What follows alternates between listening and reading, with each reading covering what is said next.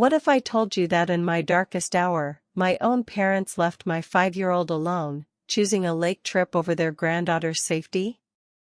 That night, I learned that some betrayals cut deeper than any surgeon's knife. The harsh fluorescent lights of the emergency room blurred through my feverish eyes, the pain in my abdomen a searing constant. But it wasn't the searing agony of a ruptured appendix that truly broke me. It was the thought of my 5-year-old, Maya, alone at home, while I was wheeled into triage. Maya is 5. She's a chatterbox, sometimes a little loud, with a million questions for every answer. Her idea of winding down involves singing the same Encanto song on repeat until you beg for mercy. But she's so sweet. She hugs strangers, calls dandelions wish flowers. She's just this tiny, innocent girl who desperately needed someone to be there for her, the one night I physically couldn't. My phone rang. It was my mother, Deborah. I had it on speaker, the nurse checking my vitals, but before I could utter a single word, Deborah launched in. "We've decided we're still going to the lake house with Chloe," she announced, her voice perfectly calm.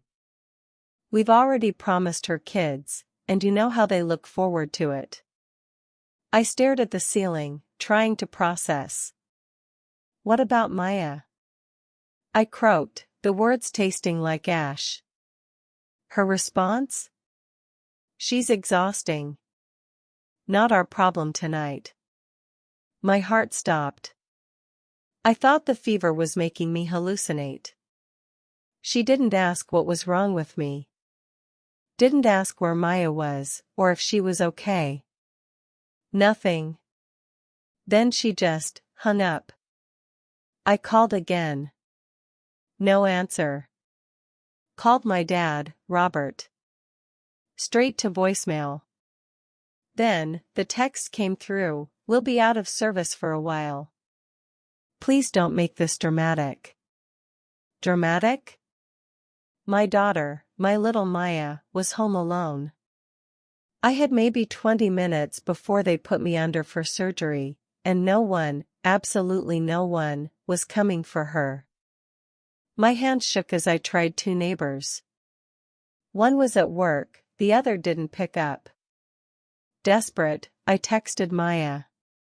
Her immediate reply punched me in the gut. "Are you coming back soon?" That was it. Something inside me snapped. I called my Aunt Eleanor, my dad's little sister. She was the only person in my family who still treated me like a human being. Eleanor lives 2 hours away and dislikes driving at night, but when she picked up, I didn't even say hello. I just spilled everything. She listened, silent for a few agonizing seconds, then her voice, steady as a rock, cut through my panic. "I'm coming in the morning. You focus on Maya. I'll handle the rest." There was something so final, so utterly decisive in her tone. I stayed awake as long as I could, texting Maya over and over, keeping her company through the screen. "Lock the door," I wrote. "Don't open it for anyone. Stay on your bed with your tablet until I message you again." I wanted her to feel me there, even when I wasn't. At 9:41 p.m., her reply stopped. I assumed she'd finally fallen asleep. I held on until the sedation took me. When I woke up the next morning, Eleanor was already there. She'd brought coffee, a phone charger, and a look I'd never seen on her face before. Calm, yes, but undeniably dangerous. I told her everything again, even though she'd already heard it. She just nodded slowly, never interrupting. Then, she stepped out into the hallway and made a single phone call. She wasn't gone long. When she came back in, I asked what she'd said. All she offered was, "They're on their way. They'll be here in 2 hours." My tired brain assumed she meant Deborah and Robert were coming to apologize. Oh, how wrong I was. 2 hours later, my parents were speeding back from their vacation in full-blown panic mode. Not for me, not for Maya, but because they had just found out what Aunt Eleanor had done, and they were begging her not to go through with it. I learned later that Eleanor hadn't yelled during that call. She hadn't threatened. She hadn't argued. She just told them what she'd done. She had called a lawyer. Not just any lawyer, but the one who helped her restructure her company 3 years ago, when she sold part of it and made more money than anyone in our family ever expected her to. She never bragged about it, just quietly built her life while everyone else was too busy judging mine. But that morning, she used her resources like a scalpel. She told them she had already filed an emergency report with Child Protective Services, with her lawyer's help. She'd forwarded screenshots of my desperate texts, a time-stamped message from Maya, and my hospital intake records. She'd named both Deborah and Robert in the complaint as the last legal guardians contacted before my daughter was left home alone overnight. Robert tried to claim it was a miscommunication. Deborah cried, but they both knew exactly what they'd done. They thought I'd cover for them, that I'd be too embarrassed to make noise. They didn't count on Eleanor. While they were flying down the highway, frantically trying to reach Eleanor's phone, she was sitting next to me in the hospital, calmly opening a bag of snacks, as if we were watching a matinee. "I'll be applying for temporary guardianship for Maya today," she said, her voice soft but firm. "Once that's in motion, you can breathe. They won't have any say in what happens to her anymore."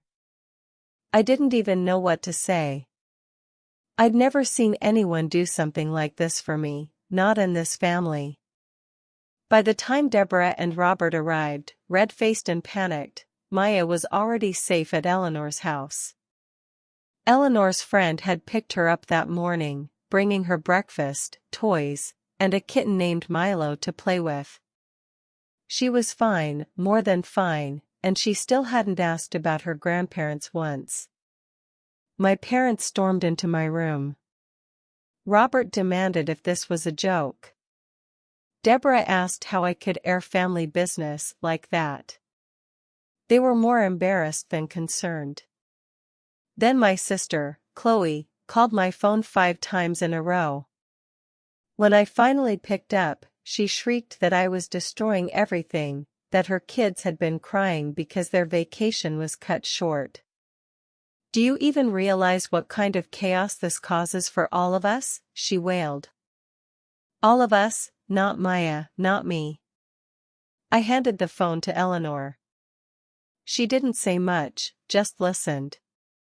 Then, calmly, she said, "I've given you all plenty of space to fix this. You didn't. So now, you'll have to earn it back." And she hung up. My parents tried one last thing. They said they'd take care of me during my recovery, if I just agreed to call off the lawyer. Eleanor informed them I'd already signed paperwork making her my medical proxy until I was discharged, and they could leave. They did. But this wasn't over. Not even close. Because my aunt wasn't just angry. She was planning something. And whatever it was going to change our entire family. I spent the next 2 days recovering, mostly in silence, with occasional nurse visits and texts from Eleanor. Maya was doing great. She'd slept in a big guest bed with Milo the kitten curled beside her, ate pancakes for breakfast, and was already calling Eleanor's house the fun house. Meanwhile, Deborah and Robert had gone radio silent. I assumed they were regrouping, probably trying to figure out how much damage had been done, whether CPS would actually show up, and what the neighbors might find out. I expected guilt. I expected fake apologies.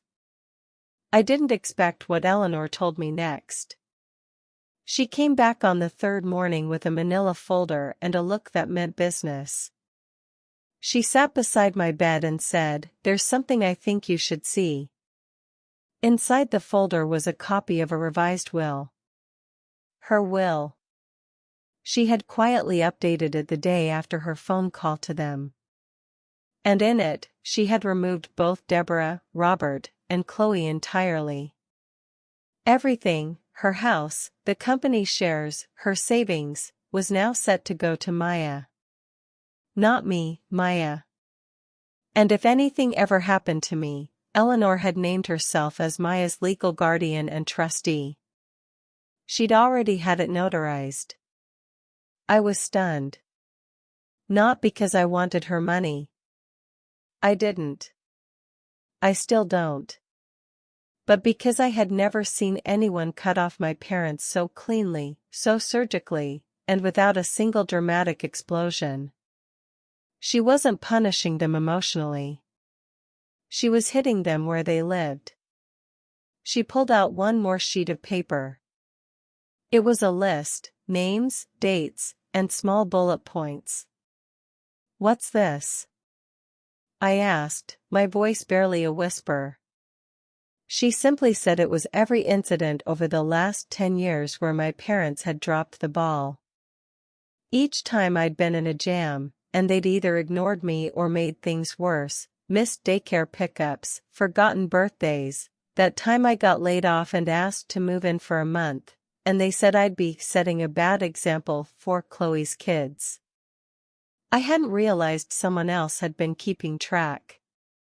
Eleanor had even printed old texts, ones I didn't even know I still had, where my parents called me a mistake that somehow keeps making more mistakes. She wasn't just confronting them now. She'd been watching for a long, long time. By noon that day, my parents were blowing up her phone again. This time Chloe was in on it too, begging to talk, wanting to meet, saying they'd do anything to make things right. And then came the biggest surprise of all. Eleanor agreed. She told them she'd be taking care of me while I recovered, and during that time, they would prove they were capable of being real parents, not just to me, but to Maya. She laid out ground rules, daily check-ins, grocery runs, zero complaining, no passive-aggressive comments, and above all, respect. They said yes. To everything. I couldn't believe it. The same people who abandoned their 5-year-old granddaughter to go on a lake trip with Chloe's kids were now agreeing to basically be our full-time assistants while I lay in bed watching bad hospital TV and eating Jell-O. And maybe that would have been enough of a twist.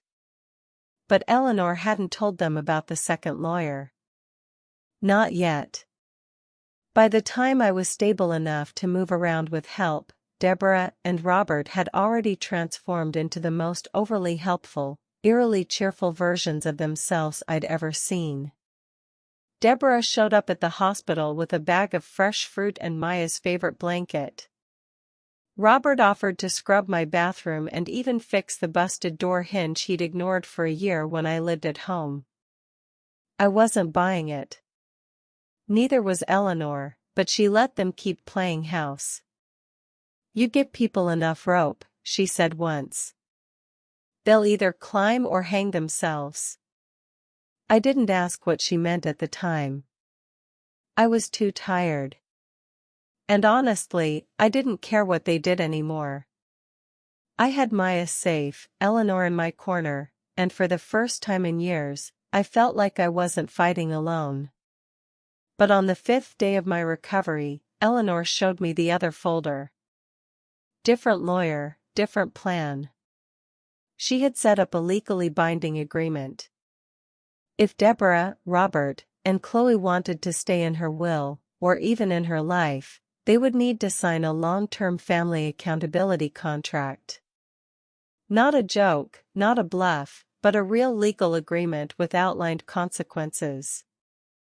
In exchange for staying in her will, they'd provide a set number of childcare hours every week without pay, attend one family counseling session a month together, be legally restricted from interfering with any future decisions about Maya's care, schooling, or medical needs, and agree that if they missed one obligation without just cause, the will was void for them, permanently. Eleanor even offered to sweeten the deal. She promised to help them with their debts, their future plans, even Chloe's failing business, but only after 6 months of consistent behavior. They were stunned when she laid it all out in her lawyer's office. At first, they thought it was some elaborate bluff. Deborah scoffed. Chloe flat out refused. Eleanor just said, "That's fine. We'll move forward without you." Robert sat there in silence for a long time, then finally asked if there was any room for negotiation. Eleanor's only response, "You're lucky there's even a seat at the table." They signed. Not because they cared.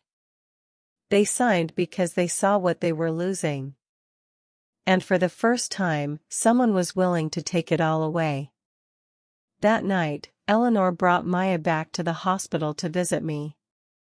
She came running into the room like it had been months instead of days.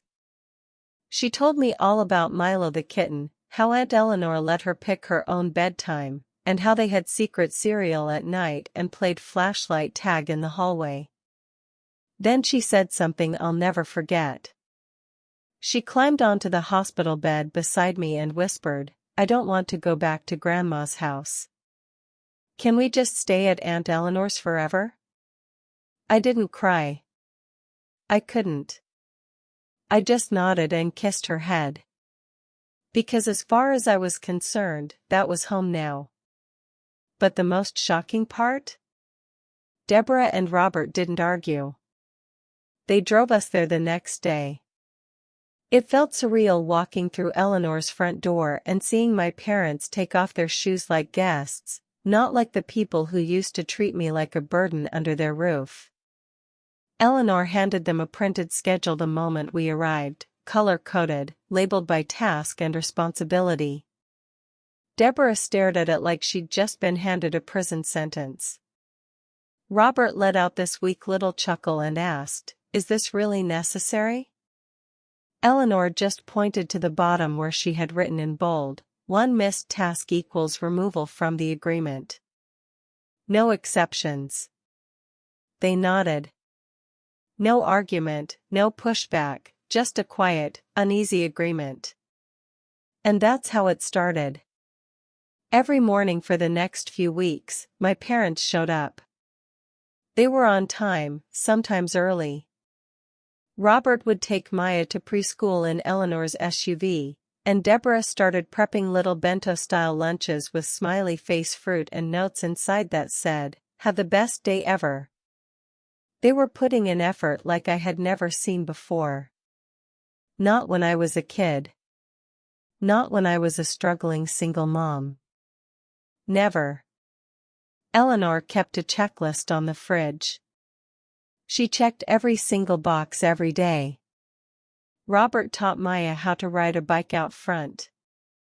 She fell twice, cried once, then screamed with joy the third time around when she stayed up all the way to the end of the driveway.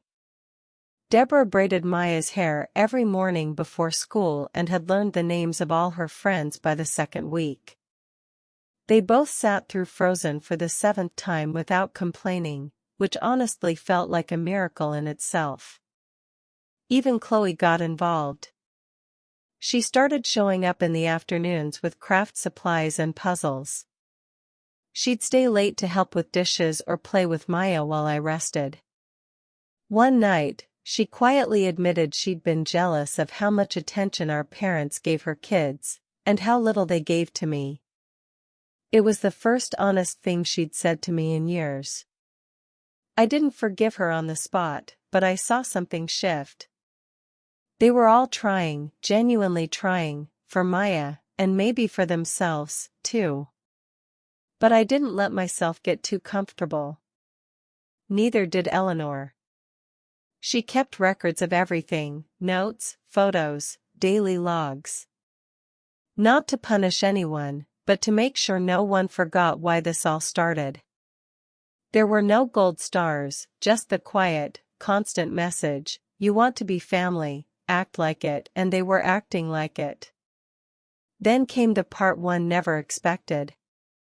One evening, Maya tripped in the backyard chasing Milo and scraped her knee. I started to get up from the couch, still sore from surgery. But before I could even lift myself, Robert was already outside. He scooped her up, calmed her down, cleaned her scrape with the first aid kit, and carried her in, singing some nonsense song about brave little bears and magic band-aids. I just sat there watching, remembering all the times he made me feel like I was too dramatic, too sensitive, too much. Now he was the one wiping away tears. Later that night, Eleanor sat beside me while Maya was asleep, Milo curled up at her feet. She passed me a folder and said, "I think it's time." Inside was a deed. A small townhouse in a quiet neighborhood outside the city. Nothing flashy, but clean, new, and mine. Paid in full. My name was on it. I didn't speak for a full minute. Eleanor just looked at me and said, "Every mother deserves solid ground. No more temporary. No more hoping someone else does the right thing. This is your reset." I think I whispered, "Thank you, but I'm not even sure." She wasn't done. "I'll step back soon. You'll be strong enough. They'll either keep showing up or disappear again. But this time they don't get to take anything from you. Not your peace, not your child, not your future." And she meant it. For the first time, the road ahead didn't feel like survival. It felt like a beginning. Maya was safe. I was healing. And my family, as broken as they'd been, were finally doing the work. No speeches, no empty apologies, just real, everyday effort. We weren't whole yet. But for once, we were becoming something better. 2 weeks later, I was discharged. Eleanor drove me and Maya to the new townhouse herself. She'd stocked the fridge already, bought little lamps, even hung a wind chime by the front door. I didn't ask her to do any of that. She just knew what it would feel like to walk into a house that was really mine. No one else's rules, no one keeping score. Maya ran from room to room like it was a castle. Her favorite part wasn't the toys or the big window in her new bedroom. It was the little mailbox with our last name on it. She shouted, "Look, it's really our house." And it was. The first few days it was quiet, almost too quiet. I didn't know what to expect.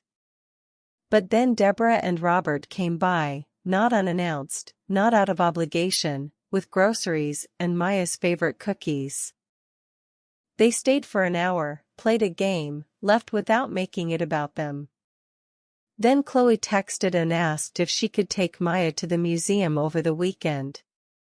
Just the two of them. No guilt, no attitude. They were showing up. Still awkward sometimes, but consistent. I didn't think that was possible for this family. I really didn't. Eleanor stopped by every other day at first, then less and less. She said she wanted to give us space to become whatever we were going to be without her hand on the steering wheel. But the difference was I knew now she was only a call away, and so did Maya. The contract was still in place. Eleanor kept it active, but no one had broken a rule since. One night, Robert asked if he could hang a picture in Maya's room. One she had drawn of all of us holding hands, with stick figures labeled Mom, Maya, Auntie, Papa, Nana, and even Milo the kitten. I let him hang it. He used a level and everything. Another time, Deborah showed up with a little charm bracelet that had one letter, M. She just said, "This was long overdue," and hugged me. I don't know what changed them. Maybe it was the fear of losing everything. Maybe it was Eleanor's pressure. Maybe it was seeing how easily they could be replaced. Or maybe it was the first time in their lives someone had held up a mirror and didn't blink when they didn't like what they saw. Whatever it was, it worked. We're not perfect. We never will be, but we're trying. All of us. Maya's thriving. I'm back on my feet. And my parents, they're still earning their place, one day at a time. And for once, they don't seem to mind. Eleanor still swings by sometimes, usually unannounced, with good coffee and a new book for Maya. She never talks about what she did for us. She doesn't have to. We live in it now. The proof. So yeah, this is the story of how everything broke, and how one person, one good, steady, no-nonsense woman, made sure we didn't stay broken. It's still hard to believe how far we've come. What's the biggest betrayal you've ever faced, and how did you heal from it? Share your stories below. I'm reading every single one.